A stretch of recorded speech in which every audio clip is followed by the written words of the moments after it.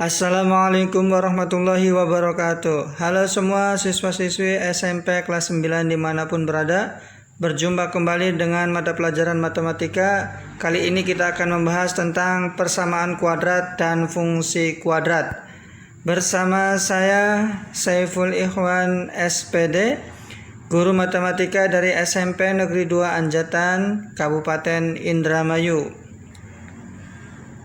Langsung saja kita akan membahas tentang persamaan kuadrat dan fungsi kuadrat. Yang pertama akan kita bahas adalah persamaan kuadrat terlebih dahulu. Apa sih persamaan kuadrat itu? Persamaan kuadrat adalah persamaan yang variabelnya memiliki pangkat tertingginya adalah 2. Sedangkan bentuk umum dari persamaan kuadrat tersebut adalah AX pangkat 2 ditambah BX ditambah C sama dengan 0. Dengan keterangan bahwa A dan B itu adalah koefisien dengan ketentuan A tidak sama dengan 0. Sedangkan X pangkat 2 dan X itu merupakan variabel. Kemudian C adalah konstanta. Biar lebih paham, perhatikan contoh berikut. Misalkan di sini ada 4x pangkat 2 ditambah 3x ditambah 2 sama dengan 0. 4 dan 3 ini adalah merupakan koefisien, sedangkan x pangkat 2 dan x itu adalah variabel. Kemudian 2 ini adalah konstanta. Nah, konstanta itu berarti angka yang berdiri sendiri ya, tanpa variabel. Selanjutnya, materi yang akan kita bahas adalah bagaimana cara menentukan akar-akar persamaan kuadrat tersebut. Persamaan kuadrat dapat ditentukan akar-akarnya dengan 3 cara. Yang pertama adalah faktorisasi. Bagaimana sih cara faktorisasi itu?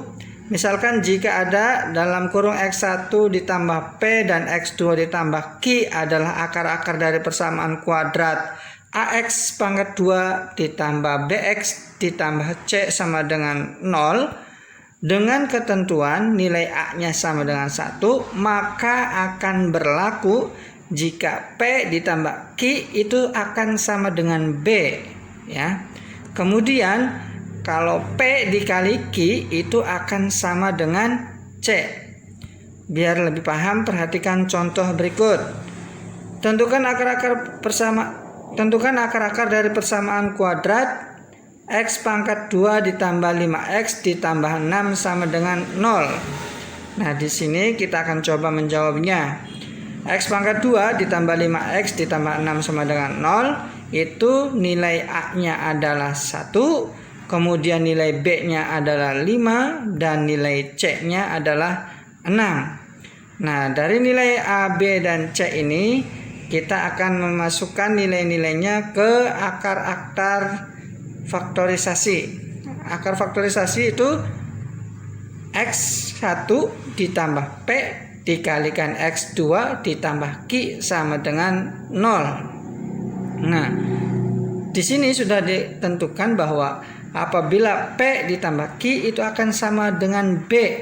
Nah, di sini nilai B-nya adalah 5. Berarti berapa ditambah berapa sama dengan 5. Kemudian apabila P dikali Q itu akan sama dengan C. Sedangkan C di sini nilainya adalah 6. Berarti berapa dikali berapa sama dengan 6. Nah, berarti kalau kita sesuaikan, kalau ditambah itu hasilnya 5, kalau dikali hasilnya adalah 6. Dua angka itu angkanya berapa saja?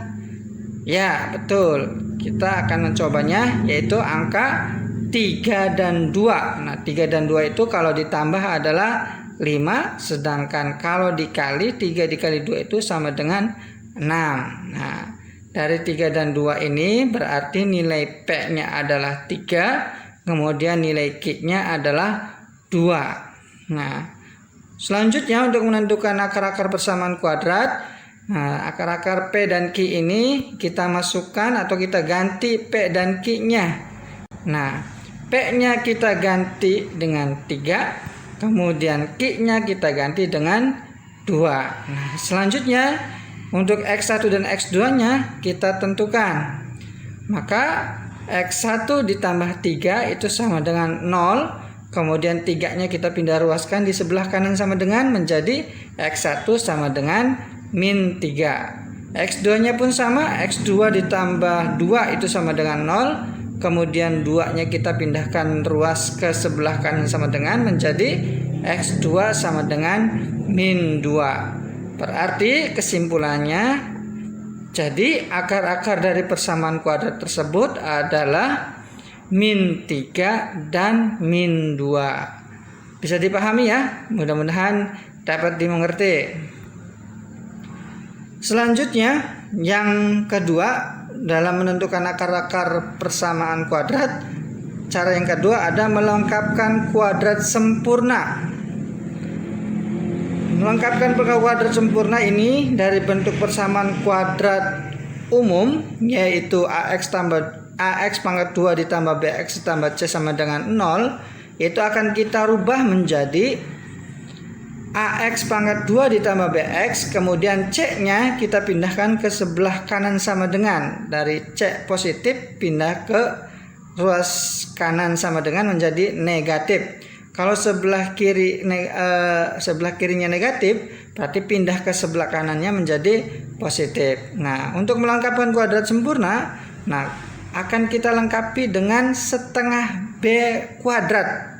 Nah, setengah B kuadrat, karena sebelah kiri sama dengan kita tambahkan setengah B kuadrat, maka sebelah kanannya pun sama, yaitu ditambahkan dengan setengah B kuadrat. B dibagi 2 itu adalah setengah B ya.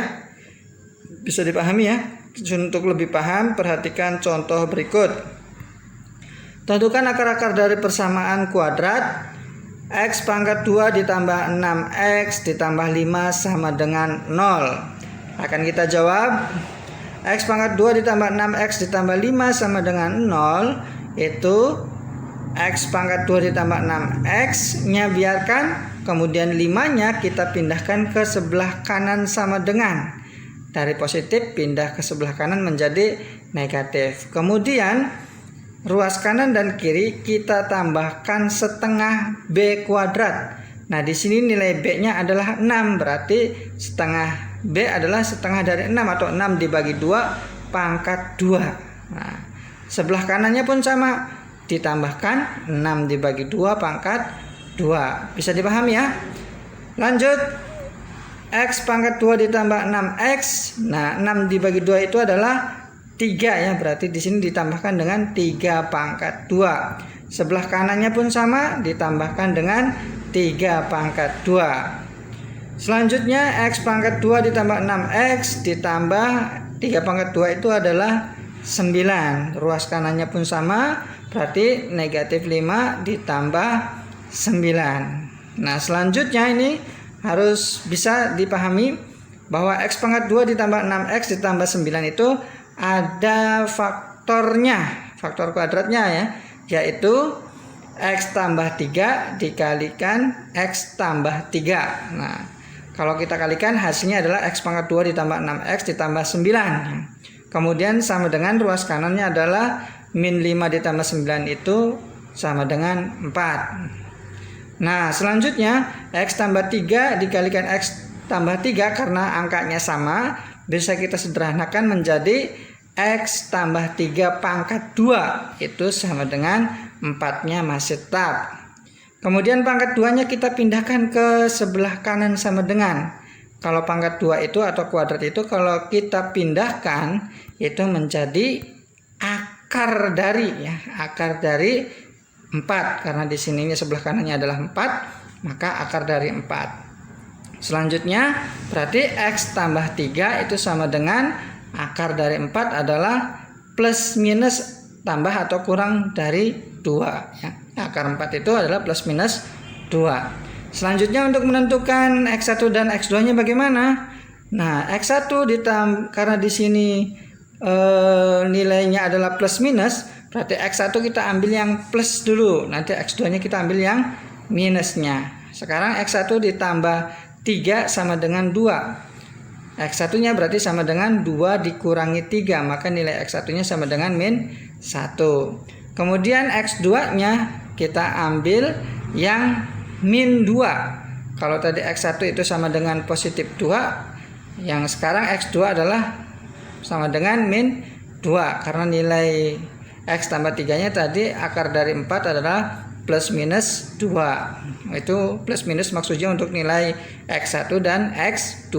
Sekarang X2 ditambah 3 sama dengan min 2. Selanjutnya pindahkan 3 nya menjadi X2 sama dengan min 2 dikurangi 3 ya. Karena tadi sebelah kiri sama dengannya plus 3, maka kalau 3 nya kita pindahkan menjadi min 3. Berarti X2 nya sama dengan min 2 dikurangi 3. Berarti X2 sama dengan min 2 dikurangi 3 itu sama dengan min 5. Jadi akar-akar dari persamaan kuadrat tersebut adalah min 1 dan min 5. Bisa dipahami ya? Mudah-mudahan bisa dimengerti. Dan selanjutnya yang terakhir atau yang ketiga, cara menentukan akar-akar dari persamaan kuadrat adalah ada cara dengan menggunakan rumus ABC. Bagaimana sih rumus ABC itu? Nah, persamaan rumus ABC adalah sebagai berikut. Di sini untuk menentukan nilai X1 dan X2-nya bisa kita selesaikan dengan cara min B plus minus akar dari B pangkat 2 dikurangi 4 dikali A dikali C. Kemudian dibagi dengan 2 dikali A. Untuk lebih jelasnya perhatikan contoh berikut. Tentukan akar-akar dari persamaan kuadrat X pangkat 2 dikurangi 4X dikurangi 5 sama dengan 0. Nah, kita akan menjawabnya. X pangkat 2 dikurangi 4X dikurangi 5 sama dengan 0 ini memiliki nilai A-nya adalah sama dengan 1, kemudian nilai B-nya sama dengan min 4, dan nilai C-nya adalah min 5. Nah, dari nilai A, B, dan C ini kita masukkan ke rumus ABC untuk menentukan nilai X1 dan X2-nya. Berarti X1, X2-nya dapat kita tentukan dengan min B. Berarti di sini B-nya adalah min 4. Berarti min 4 plus minus akar dari B pangkat 2-nya berarti min 4 pangkat 2 dikurangi 4 dikali A dikali C. A-nya adalah 1, kemudian C-nya adalah min 5. Berarti 4 dikali 1 dikali min 5. Kemudian dibagi dengan 2 dikali A, berarti 2 dikali 1 karena nilai A-nya adalah 1. Selanjutnya kita selesaikan menjadi sama dengan min 4 itu menjadi min ketemu min menjadi positif 4 ya, atau plus 4. Plus minus akar dari min 4 pangkat 2 itu adalah 16. Kemudian 4 dikali 1 dikali min 5 itu adalah min 20 dikurangi. Nah, min ketemu min menjadi plus 20. Berarti 16 ditambah 20 dibagi 2 kali 1-nya adalah 2. Nah, bisa dipahami ya. Selanjutnya sama dengan 4 plus minus akar dari 16 tambah 20 itu adalah 36. Kemudian dibagi 2-nya masih tetap. Selanjutnya kita selesaikan sama dengan 4 plus minus akar 36 itu adalah 6. Berarti 4 plus minus 6 dibagi 2. Nah, 4 plus minus 6 seperti yang tadi pada cara yang kedua, plus minus itu adalah artinya untuk menentukan X1 dan X2.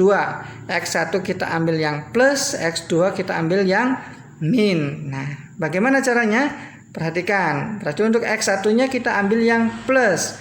Sama dengan 4 plus 6 atau ditambah 6 itu dibagi 2. Sama dengan 4 tambah 6 itu adalah 10 dibagi 2. Itu sama dengan 5. Berarti nilai X1-nya adalah 5. Kemudian untuk X2-nya, kalau tadi X1 adalah plus, sekarang X2-nya adalah min. Berarti 4 min 6 atau 4 dikurangi 6 dibagi 2-nya tetap. 4 dikurangi 6 itu sama dengan min 2 dibagi 2. Min 2 dibagi 2 itu sama dengan min 1. Berarti nilai X2 nya adalah min 1. Bisa dipahami ya? Jadi akar-akar dari persamaan kuadrat tersebut adalah 5 dan min 1. Bisa dipahami ya? Mudah-mudahan dapat dimengerti. Baik, itulah materi yang dapat saya sampaikan pada pertemuan hari ini. Mudah-mudahan bermanfaat. Sampai jumpa di pembelajaran berikutnya. Terima kasih. Wassalamualaikum warahmatullahi wabarakatuh.